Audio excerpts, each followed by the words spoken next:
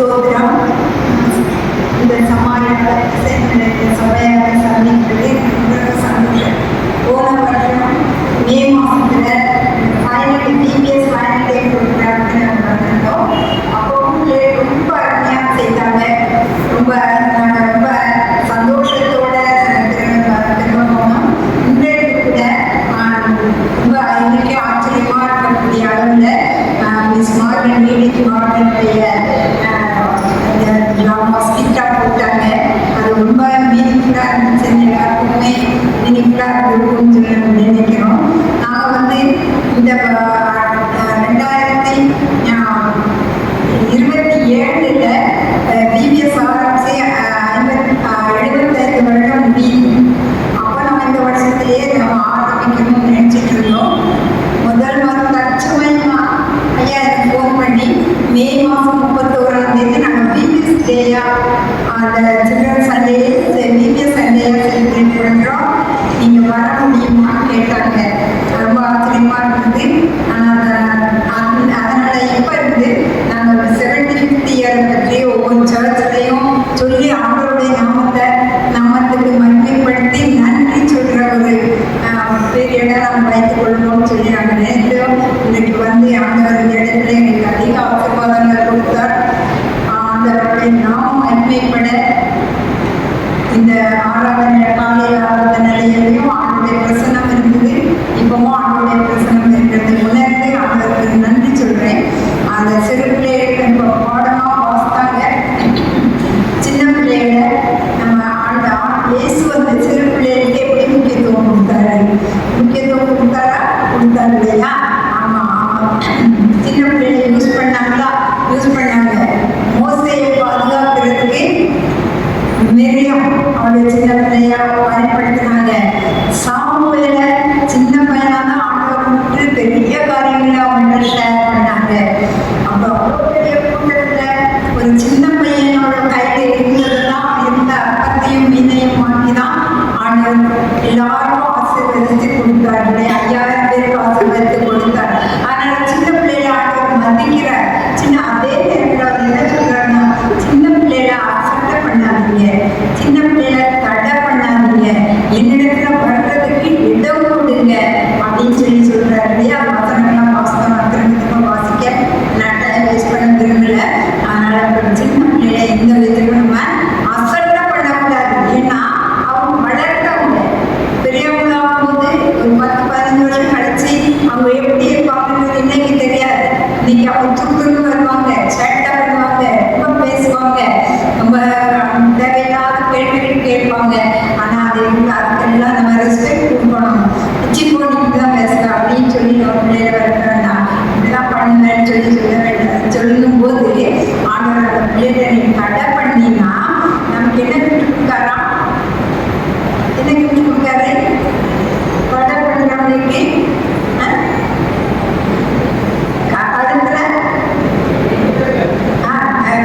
ஏந்திர கல்லை கட்டி சமுத்திரத்தில் ஆழத்தில் நம்ம மேலே வரக்கூடாது. சமுத்திரத்தின் ஆழத்தில் கொஞ்சம் ஒரு நிமிஷம் யோசிப்பாங்க. ஒரு சின்ன பிள்ளைகளை அசட்டை பண்ணி தடை பண்ணி வரதை போ அப்படின்லாம் சொல்லி எல்லாம் ட்ரீட் பண்ணுறாங்க. நமக்கு தெரியும் என்னெல்லாம் செய்கிறாங்க, எப்படிலாம் கெடுக்கிறாங்கலாம் நம்ம நிறைய நியூஸ் கேள்விப்படுறோம். ஆனால் அவங்களுக்கெல்லாம் எவ்வளோ பெரிய தண்டனை இருக்குன்றத அவங்க உணரணும் இல்லையா? அதனால நம்ம அது கிறிஸ்டியன்ஸ் அவங்களுடைய பிள்ளைகளா நம்முடைய பிள்ளைகளை நம்ம தடை செய்யாம அற்பமா எண்ணாம நம்ம பார்த்து கொள்வோம். ஏன்னா இன்றைக்கு நம்ம வசத்தை பண்ணிட்டு ஒரு சண்டே ஸ்கூல்ல எல்லாரும் கரெக்டானதுனால ஹிட்லர் உருவானா இல்லையா? ஒரு பிள்ளைய கூப்பிட்டு இது பண்ணதுனால சண்டே ஸ்கூல்லே ஆரம்பிச்சது. அதனால இதெல்லாம் நம்ம மனசுல வச்சு சின்ன பிள்ளையோட டீல் பண்ணும்போது சில வேற எரிசலாக இருக்கும், சில நேரம் இரிட்டேட்டிங்காக இருக்கும், ஆனால் சில நேரம் சந்தோஷமா இருக்கும். வீட்டில் உள்ள பிள்ளைகளோ, நம்ம சொந்த பிள்ளைகளோ, பள்ளிக்கூடத்தில் நம்ம படிக்கிற பிள்ளைகளோ எல்லாரையும் நம்ம பொருட்டா நினைக்கணும். ஏன்னு சொன்னால் ஒரு செடியை முதல்ல நட்டு தண்ணி கொடுக்கும் போது அது வளருது, எக்ஸ்ட்ரா எல்லாம் வருது. அதை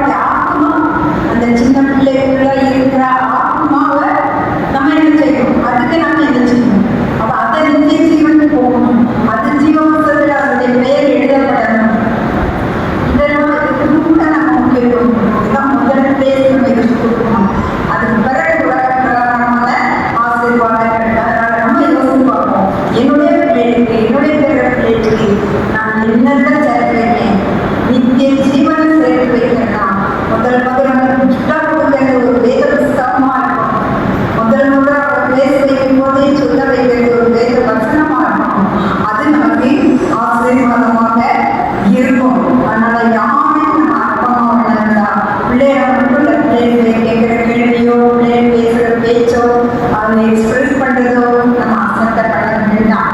அதுதான் நம்முடைய சேலம் ரோடில் நமக்கு எல்லாரும் பெரிய அங்கே வந்து முனிசிபல் ஸ்கூல், இப்போ நம்ம வந்து கவர்மெண்ட் ஸ்கூல் இருக்கிறோம், பிரைமரி ஸ்கூல், அந்த ஸ்கூலில் ஒரு டீச்சர் வேலை பார்த்தாங்க. எல்லாருமே டீச்சர் வேலை பார்த்தாங்க. அங்கே யாரும் கிளாஸ் சொல்லி தந்தாங்க. நிறையா 30 பிள்ளைகள் இருந்தாங்க. அதில் ஒரு பிள்ளை அந்த காலையில் ஸ்கூல் ஓடி கிளாஸ் ஓடி இருந்துச்சு. ஓடி டீச்சர் உட்காந்துருந்தாங்க. டேபிள் சேர் உட்காந்துருக்காங்க. அந்த சின்ன பிள்ளையே இருந்துச்சு. பேர் நாகரத்னம். அப்போ கிட்ட நின்றுட்டே இருந்தாங்க. அவங்க டீச்சர் என்னமோ சொன்னாங்க. கண்ணை முடிச்சுட்டாங்க.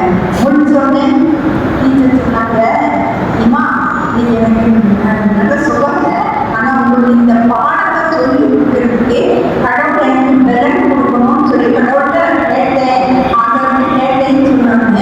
சொன்னதுக்கு அந்த பிள்ளை, என்ன டீச்சர் இங்கேதான் சாமி கும்பிடுவாங்க, இது பள்ளிக்கூடம், நான் இன்னைக்கா சாமி கும்பிடுவாங்க, நாங்கள் செவ்வாய்க்கிழமை கோயிலுக்கு போவோம், வெள்ளிக்கிழமை கோயிலுக்கு போவோம், அங்கே போய் தான் சாமி கும்பிடுவோம், இங்கே கடவுள் இருக்க மாட்டார் அப்படின்னு சொல்லி தனக்கு தெரிஞ்சதை சொல்லுது. ஆனால் அந்த டீச்சர் பொறுமையா அந்த பிள்ளைகிட்ட அந்த சாமியை யார் செய்கிறாங்க, யார் செதுக்கிறாங்க, அதை வாழ்க்கை படத்தெல்லாம் சாப்பிடலாம் இல்லை, அது படைச்சிட்டு நம்ம சாப்பிடுவோம். நம்ம அப்போ வந்து அதுக்குள்ள உயிர் தான் இல்லை. நான் பேசுறதுக்கு உயிரோடு இருக்கிற கடவுள், நான் பேசுறது அவர் கேட்கிறாரு. அவர் எங்க எல்லாத்தையும் கேட்கிறாரு. அவரை மன்னிப்பு செய்யணுன்ற அவசியம் இல்லை அப்படின்னு சொல்லிட்டு அப்படியே அப்படின்னு சொன்னாங்க. அடுத்த நாள் காலையில் ஓடி என்ன டீச்சர் அங்கே இருப்பாங்க, எனக்கு கதை சொல்லுவாங்க அப்படின்னு சொல்லி அப்போ அந்த டீச்சர் கூட சொன்னாங்க. ஒரு ட்ராக்டர் கையில் கொடுத்தாங்க. அது போட்டு வீட்டுக்கு போச்சு. வீட்டுக்கு போனால் அன்னைக்கு வெள்ளிக்கிழமை வீட்டில் ஒரு பூஜை, அது இது போகலை, அழைச்சி வச்சு படிச்சுட்டு இருந்துச்சு. அவங்க அம்மா கூப்பிட்டாங்க, சாப்பிட்டுப்பா, நாங்கள் நம்பல டீச்சர் வந்து ஒரு உள்ள கடவுளை பற்றி சொன்னாங்க அப்படின்னு அவங்க போகணும். இந்த டீச்சர் என்ன அப்படியெல்லாம் சொல்லக்கூடாது, முதல்ல சின்ன பிள்ளைங்க கட்டாயம் பண்ணிட்டாங்க. ஆனால் அந்த இடத்துலயே அந்த பொண்ணு வளர்ந்துட்டு இருந்ததுனால ஸ்கூல் ஒழுங்கு பண்ணிட்டாங்க. டீச்சர்கிட்டே போய் சண்டை போட்டாங்க. கையில் ஒரு புஸ்தகம் வச்சிருக்காரு, பிரிச்சு கொடுத்தாங்க. அப்போ அதை வந்து நான் 5ஆவது படிச்சிருக்கலாம். அப்புறம் போக முன்னாடி வந்து இது பண்ணிட்டாங்க, ஸ்கூல் போக அப்போ பொண்ணு சொல்லிச்சா அம்மாட்ட அவங்க என்ன அப்படி எதிர்பார்க்காங்க, ஆனாலும் இவ்வளோ புரிஞ்சிருந்துச்சு. அப்படின்னு நீங்கள் கையில் இருக்கிற புஸ்தகத்தை கிழிச்சு கொடுத்தீங்க, ஸ்கூலுக்கு போகாமல் நிப்பாட்டிட்டீங்க, அப்போ அந்த ஏசுவை நீ பேசக்கூடாதுன்னு சொல்லுவீங்க, ஆனால் எவ்வளோ பிள்ளை இருக்கிறது நீங்கள் நிச்சயிட்டீங்க அப்படின்னு கேட்டீங்க இல்லையா? அந்த பிள்ளைக்கு நாங்கள் எவ்வளோ ஞானத்தை கொடுத்துருங்க, நீங்கள் உள்ள இருக்கிறது என்ன செய்வீங்க? அப்போ சத்தம் போட்டு 13 வயசுலேயே கல்யாணம் பண்ணி கொடுத்தாங்க. கல்யாணம் பண்ணி கொடுத்தது அவங்க ஜாதிக்குன்னு ஒரு கோயில், ஒரு இந்து கோயில், அதில் பூசாரியாக இருந்தவர்கள் தான் கல்யாணம் பண்ணி கொடுத்தாங்க. ஆனால் அவரும் அந்த கல்யாணம் பண்ணாலும் அந்த இந்து சாமியார் ரொம்ப பக்தி. நம்ம அப்பா செய்யக்கூடாது, சினிமா பார்க்கக்கூடாது, அதை கிட்ட அவங்க பேசக்கூடாது, சண்டை போடக்கூடாது, ஏன்னா நான் கடவுளை சேவிக்கிறேன், அந்த அந்த அப்படி அவர் இருந்தார். அதனால இந்த வீட்டில் இந்த பொண்ணு தீவிர நகரத்தான் வந்து இப்படி யாரோ ஒரு கடவுளை வணங்குறான் அப்படின்றது அவருக்கு தெரியும். அப்போ அவங்க 2 பேரும் பேசும்போது அவர் சொன்னது என்ன, நம்ம நீயும் சொர்க்கத்துக்கு போகணும்னு தான் ஆசைப்படுறேன், நானும் சொர்க்கத்துக்கு போகணும்னு தான் ஆசைப்படுறேன், நீ இந்த வழியா வர்ற, நான் இந்த வழியா வர்றேன், 2 பேரும் சொர்க்கத்துக்கு போயிருவோம் அப்படின்னு சொல்லி அவங்கள்ட்ட சொல்லியிருக்காங்க. ஆனால் அந்த பொண்ணுக்கு ஆர்கியூ பண்ண தெரியல, சின்ன பிள்ளை தான், கொஞ்சம் தான் டீச்சிங் அவருக்கு இருக்கு. ஆனாலும் ரகசியமா ஜெபம் பண்ணிட்டே தான் இருந்தது நம்முடைய குடும்பத்துக்காக. இதுக்கப்புறம் ஒரு கல்யாணம் பண்ணி கொஞ்சம் வருஷம் ஆச்சு. 4 பொங்கல் இருக்கிறது, 4 பிள்ளைகள் வளர்க்காங்க. இத்தனை வருஷம் ஆனாலும் அவங்க உள்ளுக்குள்ள இருந்த இயேசுவை விடலை. ஏன்னா அவங்கள்ட்ட கிறிஸ்தவங்க சந்திக்கணும் வாஞ்ச, ஒரு பயத்தை கண்டு பார்க்கணும்னு அவ்வளோ ஆசை. ஆனால் அந்த வாய்ப்புலாம் இல்லாததுனால ரொம்ப வாஞ்சையோட அப்படி கிறிஸ்தவங்களை பார்க்கணும், வேதத்தை வாசிக்கணும், கொஞ்சம் தான் படிச்சுருக்காங்கனாலும் பைபிள் நல்லா வாசிப்பாங்க. வாசிக்கிறதுக்கு எவ்வளோ வார்த்தையோடு இருக்காங்க. நம்ம கையில் பைபிள் நம்ம என்ன செய்யணும்? நம்ம கிறிஸ்தவம் எவ்வளோ பேர் இருக்கோம், ஒருத்தரோட ஒருத்தர் என்ன ஷேர் பண்ணுறோம். அந்த சின்ன பிள்ளை விஜய் ஒரு நகரத்துக்கு அந்த மாதிரி வாஞ்சல் நிறைய இருக்குது. ஆனால் நான் சுத்தமாக சொல்கிறேன், அவங்க 4 குழந்தை பிறந்த பிறகு ஒரு நாள் கடவுள் அந்த கணவரோடு பேசினார்.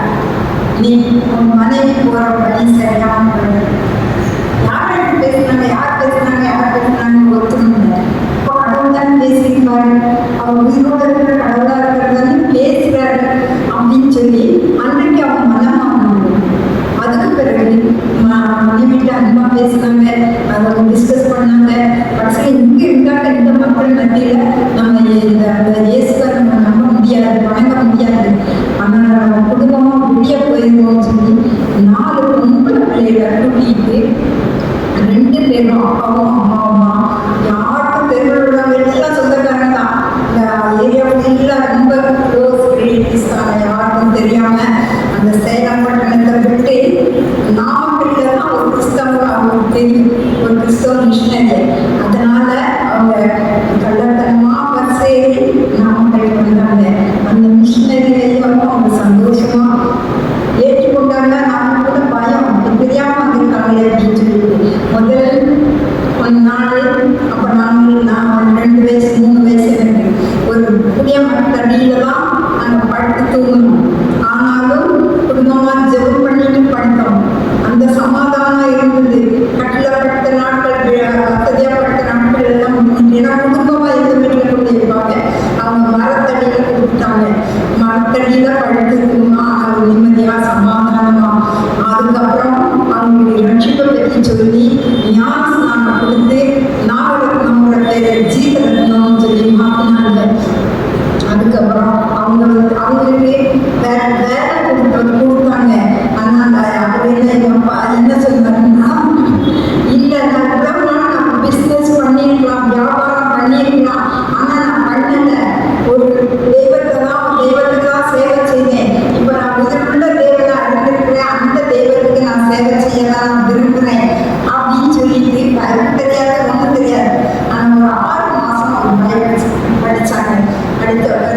படிச்சுட்டு கிராமங்களில் அதையும் திரும்பி வீடு வீடாக சொல்லி சுவிசேஷத்தை சொன்னாங்க. 4 பிள்ளைகளையும் போடியில் வந்து கஷ்டப்பட்டு ஃபீஸ் கட்டி படிக்க வச்சாங்க. ஆனால் வீட்டுக்குள்ள சமாதானம், வெளியே நேச்சுரலாக கஷ்டம் இருக்கும், மற்ற அலோகியாக இருக்கும், சொந்தக்காரங்க யாரும் இருக்க மாட்டாங்க. ஆனாலும் எங்களுக்குள்ள இருந்த சமாதானம், அவங்களுக்குள்ள இருந்த சமாதானம் பெரியதாக இருந்தது. இன்றைக்கு அவங்களுடைய ஒரு மகளா நான் இந்த ஊழியத்தில் நான் இருக்கேன். அதான் எங்கள் அம்மா தான் நகரத்தம்மா, எங்கள் அம்மா தான் ஜீவனத்தம்மா அம்மாங்க.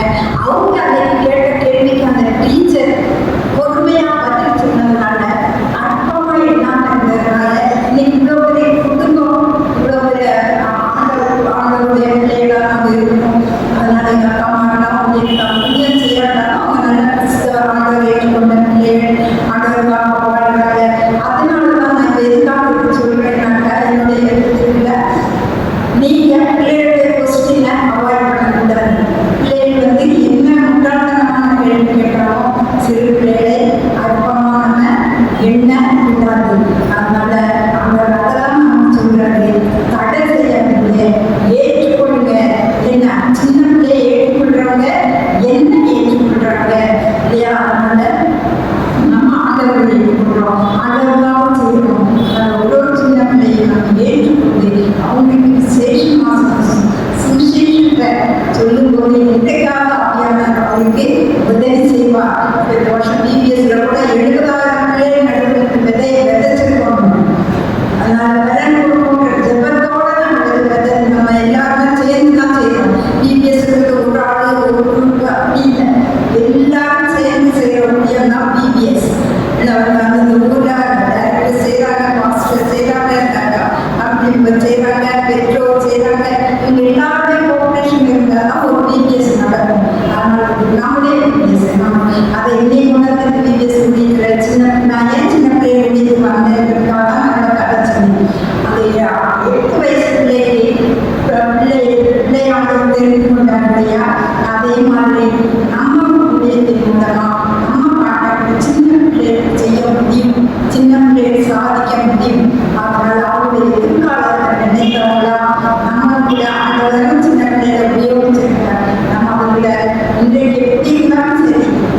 சொல்லி எப்படி இருப்பா அந்த அது எல்லாம் அது நடக்கும் ஜெபத்தோடு செய்வோம். ஆண்டவர் நமக்கு உதவி செய்வார். இதெல்லாம் இப்போ நம்ம பிபிஎஸ் ஸ்தாபனத்தில் ஃபுல் டைம் ஒர்க்கர்ஸ் இருக்காங்க.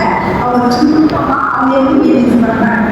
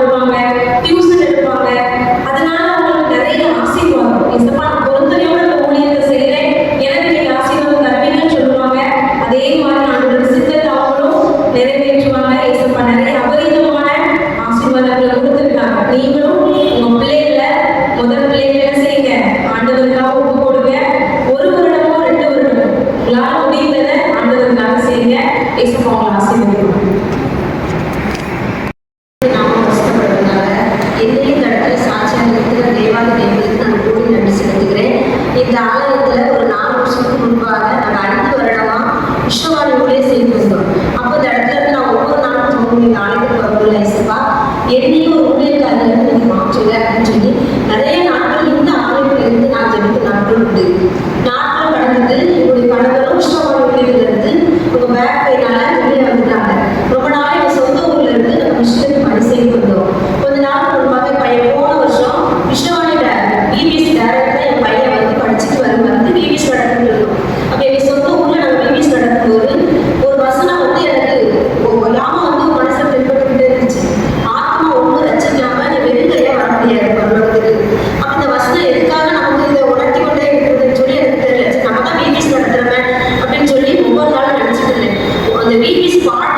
வசனம் ஒயாம எனக்கு வந்துகிட்டே இருந்துச்சு. பிறகு அந்த புக்கு வாங்குறதுக்காக நாங்கள் டிவிஎஸ் ஆஃபீஸ்க்கு போயிருந்தோம். அப்போ அக்கா பிரேமாவெல்லாம் பார்த்து பேசணும். அக்கா சொன்னாங்க டிவிஎஸ் கால் தேவைப்படுது, நீ வரணும்னா வாங்க அப்படின்னாங்க. அப்பதான் இந்த வசனம் பேசுனதை உணர்ந்து ஏக்கா நான் ஊழியம் செஞ்சுட்டு பாருக்கா அப்படின்னு சொல்லி நான் ஊழியத்தில் போன ஜூன்ல நான் ஜாயின் பண்ணேன். நான் ஜாயின் பண்ணி 1 வருஷம் ஆயிடுச்சு. கடவுள் அற்புதமாகவும் அதிசயமாகவும் என்னை வழிநடத்தி வந்தாங்க. அந்த தேவாதி தேவனுக்கு நம்ம நன்றி செலுத்துகிறேன். அது மட்டும் இல்லை, கடந்த 1 வருடமும் என் குடும்பத்தில் பெரிய ஆசீர்வாதத்தை ஆண்டவர் தந்தார். ஊழியத்துக்குள்ள என்னைக்கு நான் அடியெடுத்து வந்தனோ அந்த நாளில் வந்து என் கணவருக்கு விளைவு வந்துச்சு. ஏசப்பா சுகபத்திரமாக பாதுகாத்தாங்க. என் பையனுக்கு கூட +2 முடிச்ச உடனே படிப்புக்கு என்ன செய்ய யோசித்தோம். பண தேவைகளையும் சந்திச்சாங்க. எம்எஸ் காலேஜில் இன்ஜினியர் படிப்பும் அவருக்கு ஸ்காலர்ஷிப்ல கிடைச்சிச்சு. இவ்வளோ நன்மைகள் செய்த தேவாதி தேவனுக்கு கொண்டாட சொல்கிறோம். இந்த ஆலயத்தில் ஜெபித்த ஒரு ஜெபத்துக்கு ஏசப்பா இன்னைக்கு ஊழியக்காரியாக இந்த இடத்துல வந்து நிற்கு உதவி செஞ்சாங்க. ஜெபத்தின் சத்தத்தை கேட்ட தேவனுக்கு கொண்டாட சொல்கிறோம். அத்தன் தம்பி இந்த சாட்சி ஆசீர்வதிப்பாங்க.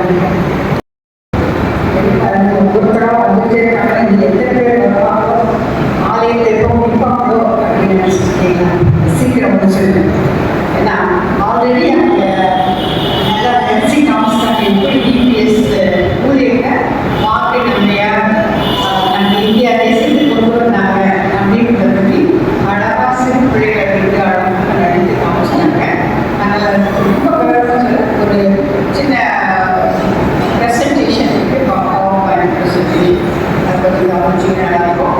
இந்த நாளிலே வந்து எங்களுக்கு அருமையான வாய்ப்பை கொடுத்து உங்களை எல்லாம் சந்திப்பதற்கு தேவை கொடுத்த பெரிய திரும்பிக்கான ஆண்டவருக்கு நன்றி சொல்கிறோம். எங்களுடைய நன்றி நாங்கள் சொல்கிறோம். நாங்கள் இப்படி ஒரு வாய்ப்பை எங்களுக்கு கொடுக்கலைன்னா நாங்கள் வந்து ஏற்கனவே நாங்கள் பிளான் பண்ணியிருந்தோம். பிரேமா சொல்லி 75வது ஆண்டை நம்ம எப்படி செலிப்ரேட் பண்ணுறது, where to start, how to start அப்படின்றது ஒரு கொஸ்டினாக இருந்துச்சு.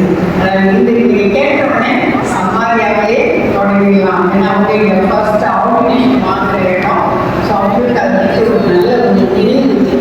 அதனால் இங்கே தொடர்ந்தா சொல்லி கட்டர் இந்த நாட்டிலே எங்களுக்கு கொண்டு இந்த நல்ல வாழ்க்கைக்காக அவங்களோட சொல்கிறேன். இந்த சிறு பிள்ளைகளுடைய ஊழியம் எவ்வளவு அருமையானது அப்படின்னு சொல்லி சொன்னாங்க. அவங்க அம்மாவுடைய வாழ்க்கையின் மூலமாக ஒரு அழகான ஒரு உண்மை சம்பவத்தை சொன்னாங்க.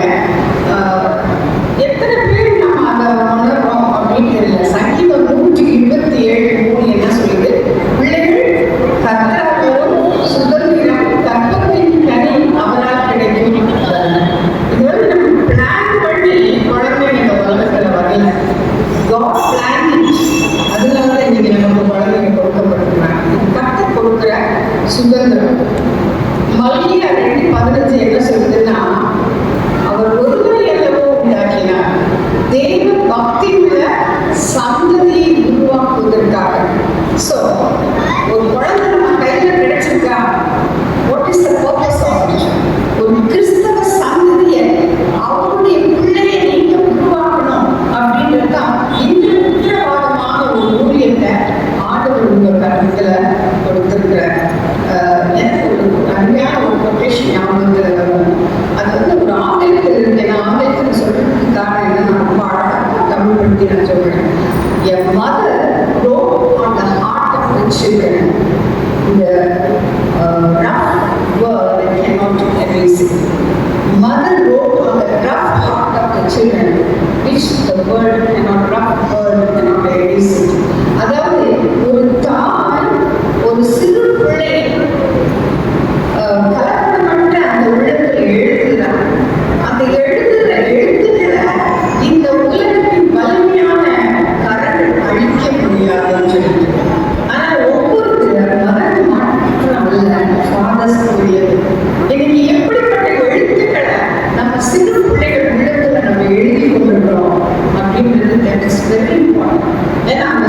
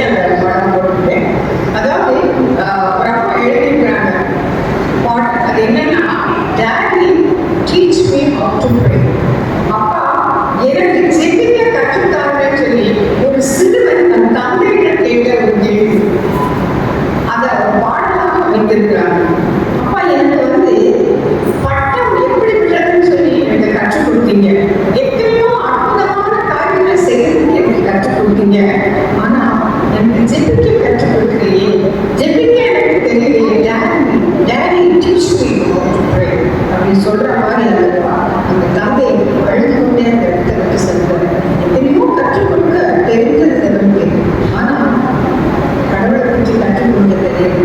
ஜீசஸ் அறிமுகப்படுத்த தெரியாமல் போயிட்டாங்க.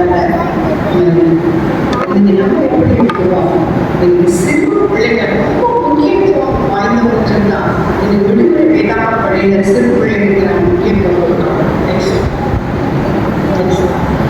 ஈடுபை மாடல் 1912ஆம் ஆண்டு பிறந்தவங்க எல்லாம் சொன்னாங்க, டீச்சர்ஸ் எல்லாமே கொடுத்தாங்க. அவங்களுக்கு சிறு வயதிலேயே ஒரு பெரிய ஆபம். அவங்க 9 வயசுலாம் ஊழியத்துக்காக தன்னை அர்ப்பணிச்சிட்டாங்க. எப்படியாவது வரணும் அப்படின்னு சொல்லி பார்த்தா இந்தியாவுக்கு வரணுன்ற பெரிய தாக்கத்தை கர்த்தர் கொடுத்தார். அது எப்படி வருவோம் என்னன்னு தெரியாது.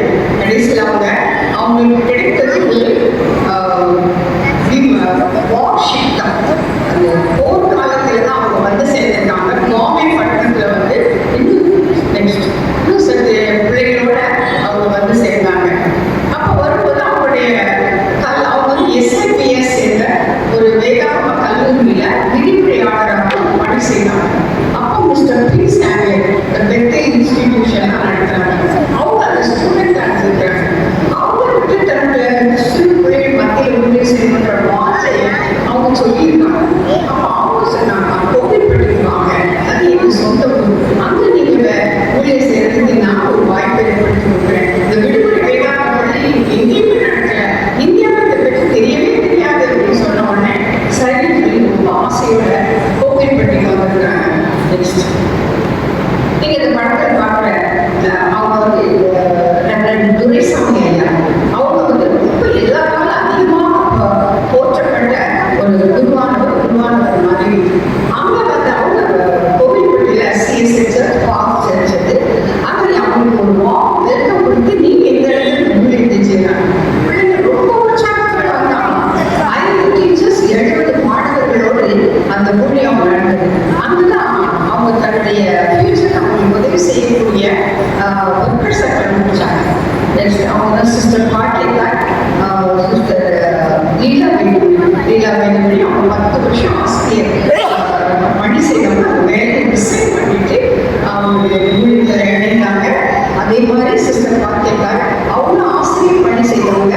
அந்த ஊழியர் அந்த வேலையை விட்டுட்டு அவங்களும் இவங்களோட சேர்ந்து எழுந்தாங்க. அப்போ இது என்ன ஸ்டேஷன் பணி செய்யலாம்னு சொல்லுவதுதான் பிஷப் ஜெபராஜ். அவங்க என்ன செய்தாங்க, இவங்களுக்கு ஒரு பெரிய ஒரு வாய்ப்பு கொடுத்து இந்த ஊழியத்தை பாளையங்கோட்டையிலே ஸ்டேஷன் பணி செய்ய கொடுத்தாங்க. பாளையங்கோட்டை சாரட்டர் ஹையர் செகண்டரி ஸ்கூல்ல ஒரு பெரிய காம்பவுண்ட், அந்த காம்பவுண்ட்ல இவங்களுக்கு இடம் கிடைச்சது. 1972ஆம் ஆண்டு சிஸ்டர் அவங்க ஈடுபி மாதம் 60வது வயதுல ரிட்டையர்ட் ஆகி போயிட்டாங்க. அவங்க எல்லாத்தையும் கட்சி கொடுத்துட்டாங்க. சிஸ்டர் லீலா வேணுமணிக்கும் சிஸ்டர் பாட்டித்தாய் லீலா வேணுமணி அவங்க பிரேக் சூப்பர் வந்து இறங்கிட்டாங்க. அதுக்கு சிஸ்டர் பாட்டித்தாய் 1970 நாங்கள் பிரேமா சிஸ்டர் திலகா எல்லாரும் அந்த ஊழியத்தில் நாங்கள் எழுந்து சிஸ்டர் பாட்டித்தாயோட எழுதி அந்த ஊழியத்தை நாங்கள் செய்ய ஆரம்பித்தோம். நெக்ஸ்ட் அப்போ பார்த்தீங்கன்னா மெட்டீரியல்ஸ் அப்போ வந்து படங்கள் புக்கு வடிவில் கிடையாது, ஒரு 8 படங்கள் எழுதிதான் கொடுக்கணும். சப்ளை கொடுக்கிறது எங்களுக்கு ஒரு கடினமான காரியமா இருந்தது. அந்த ஆண்டு பெரிய விரும்பினால நாளடைவில் எங்களுக்கு நிறைய ஐடியாஸ் கொடுத்து இந்த மாதிரி புத்தக வடிவில் எல்லாவற்றையும் நாங்கள் வெளியிட்டு கற்றுக்கிறது எல்லாமே நீங்கள் நினைக்கிறாங்க. ஒரு சின்னதாக தெரியலாம், நீங்கள் வந்து ஸ்கிரிப்டெல்லாம் வாங்கி போகும்போது உங்களுக்கு ஒரு சாதாரண காரியமாக தெரியலாம். பல இரவுகள் பல பகல்கள் நாங்கள் யோசிக்க ஆட்டோட சமூகத்தில் காத்திருந்து இந்த மாதிரி மெட்டீரியல்ஸை நாங்கள் தயார் பண்ணுறோம். எல்லாம் நிறைய ப்ரீவியஸ் ஸ்கூல்களுக்காக ஜெபிக்கிறீங்க, நன்றி செலுத்துறோம். இந்த மாதிரி தீங்களை ஃபிக்ஸ் பண்ணணும், இது ஈஸி கிடையாது. தீங்க நேரத்தை ஆட்டோட சமூகத்தில் செல்லணும். நிறைய பேர் வந்து ஜெபிக்கிறாங்க. அவங்க இடத்துல ஜெபிக்கிறதுனால தான் இந்த பணியை நாங்கள் செய்ய முடியும். அந்த 70 பிள்ளைகளோட ஆரம்பித்த முடியும். இன்னைக்கு அப் டு மே வரைக்குமே சோஃபா நாங்கள் ஒரு 70,000 பிள்ளைகளை சந்திச்சிருக்கோம். இன்னும் 4 பிள்ளைகள் இந்த தலைமைக்கு தன்மையான சமூகங்கள் பல ஸ்கூல்ல போய் நடத்துவாங்க. எத்தனையோ ஆயிரங்கள் இன்னும் சந்திக்க கடவுள் வாய்ப்பை கொடுப்பாரு. நாங்கள் நன்றி சொல்றோம். பிகாஸ் ஓன்லி பிரேயர்ஸ், உங்களுடைய பிரேயர் சப்போர்ட் அநேக வந்து எங்களுக்கு பிரயோஜனமாக இருந்ததுன்னு சொல்ற காரியங்கள் தான் எங்களை இவ்வளவு தூரத்துக்கு ஊக்குவிப்பு. அதுக்கு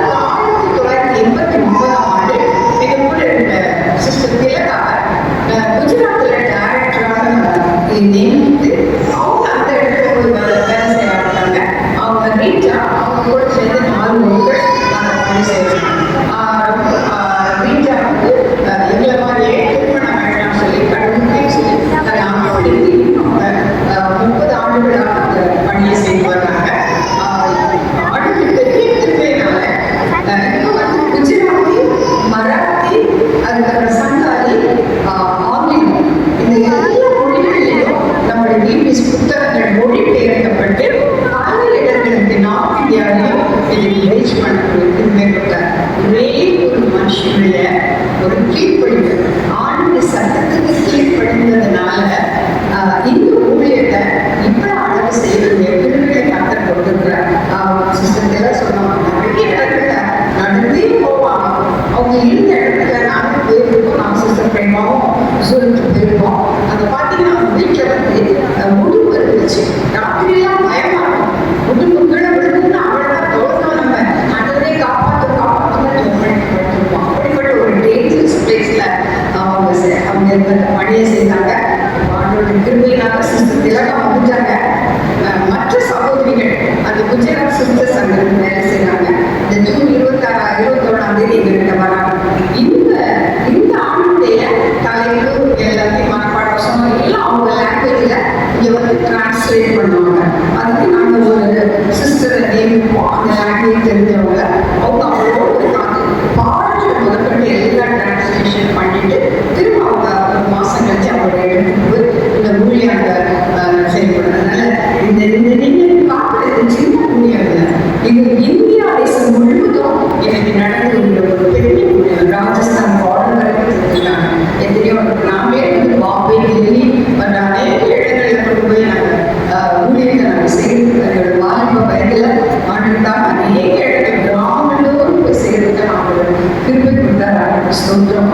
இன்னும் ஆண்டோடைய பணிக்காக இந்த அருமையான சகோதரி சொன்னாங்க, எப்படி கம்ப்ளீட் பண்ணி பார்த்தோம்னு சொன்னாங்க. அதனால ஏதாவது ஒரு சிஸ்டர் சொன்னாங்க, அட்லீஸ்ட் 2 years, அட்லீஸ்ட் 3 years கூட எங்க கூட வந்து இந்த பணியை செய்யறதுக்கு கம்மிட் பண்ணி யங்ஸ்டர்ஸ் வருவீங்களான்னா ரொம்ப நல்லா இருக்கும். அதுக்கப்புறம் கூட நீங்க போகணும்னா போயிடலாம். ஆனால் ஒன்ஸ் நீ எந்த போனாலும் ஆண்டோட ஊழியத்தை தான் நீங்க செய்வீங்க. இந்த ஆண்டவருக்காக ஆண்டவர் எவ்வளோ காரியங்களை செய்திருக்கிறாரு. நான் என் வீட்டில் நான் ஒரே பொருளை தான். ஆனால் நான் வரும்போது பெரிய போராட்டம் வீட்டில் அண்ணமா 2 பொருளவே பண்ணினாங்க. ஆனால் எங்கள் அம்மா சொன்னாங்க, ஆண்டவர் அவளை அழைத்திருக்கிறார், மதிப்பு சொல்லுவாங்க. ஆனால் ஆண்டவர் இன்னும் வரைக்கும் ஆண்டோடைய பணி செய்வதற்கு கத்தர் கொடுத்திருக்கிறார். அதனால கொடுங்க, கத்தர் பெரிய ஆசீர்வாதங்களை நம்ம குடும்பங்களில் கொடுக்க முடியும். இன்னைக்கு வந்து 70,000 பேர் இன்னைக்கு சிஸ்டர் பிரேமாவுடைய தலைமையில் அவங்களுக்கு 50 years இந்த பணியிலேயே செய்து வர்றாங்க. அவங்களுக்கு டயர்ட்னஸ் எங்கேயுமே பார்க்கறது கிடையாது. 2 பேர் சொல்லாங்க, 8 மணிக்கு அவங்க வந்துடுவாங்க வேலையில் உட்காந்து ரைடர் அடிச்சுட்டு அவங்க ஒரு 9 மணி ஒர்க் அவுட் பண்ண ஆரம்பிச்சிருக்கோம். ஆனால் கட்டளை தான் இந்த விளக்கத்துக்கு வர்றாரு. இது நல்ல எக்ஸசைஸ் எங்களுக்கு வேண்டியது, நல்ல கமிட்டடாக விளைய வேண்டியது.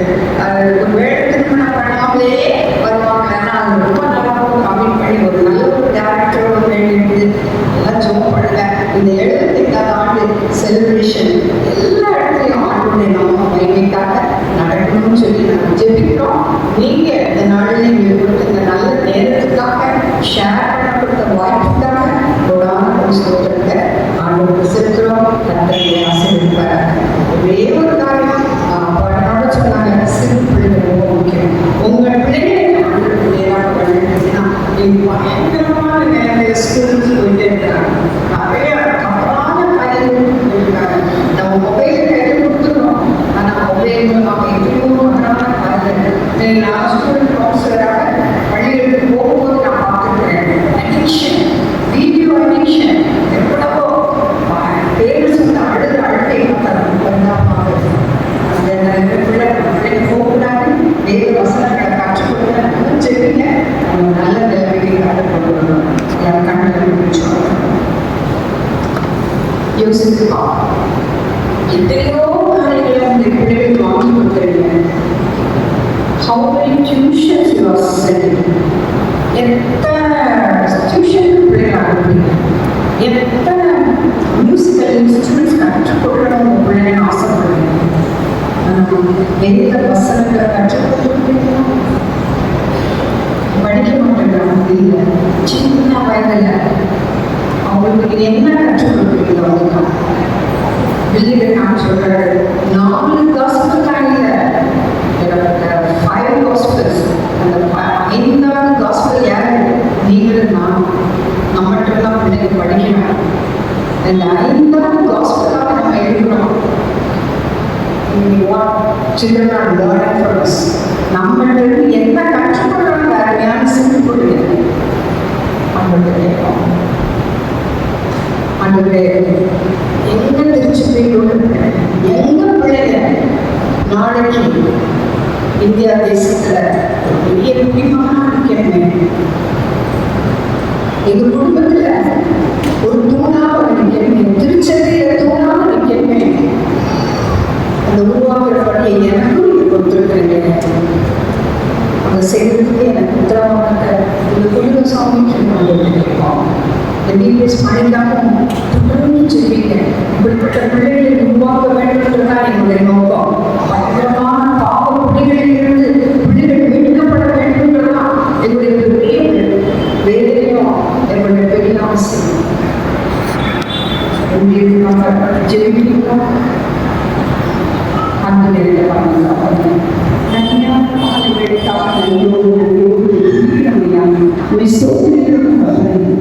நீ கொடுத்த இந்த நல்ல வாய்ப்புக்காக நன்றி சொல்றேன். எங்களுக்கு சுதந்திரமாக ரிவார்டாக நீங்கள் கொடுத்த இந்த அருமையான சிறு பிள்ளைகளை கற்றுக்கு ஏற்ற வளர்ப்பிலே வளர்க்க ஒவ்வொருவருக்கும் வெளியிட்டிருக்கிறார். அருமையான திருச்சபையை ஊழியர்கள் செய்வதற்கு கட்டளைகளுக்கு கொடுத்து இந்த வாய்ப்புக்காக நன்றி அப்பா. திருச்சபை நாம் அங்கத்திற்கு ஒவ்வொருவரையும் ஆசீர்வதிங்க. குருவான வழியாவே ஆசீர்வதிங்க.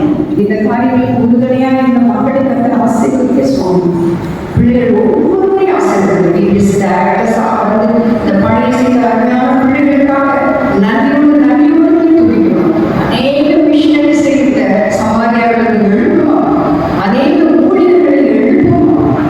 இந்த திருச்சபை ஆசீர்வதிங்க. இப்படி கேட்கிறோம். நல்ல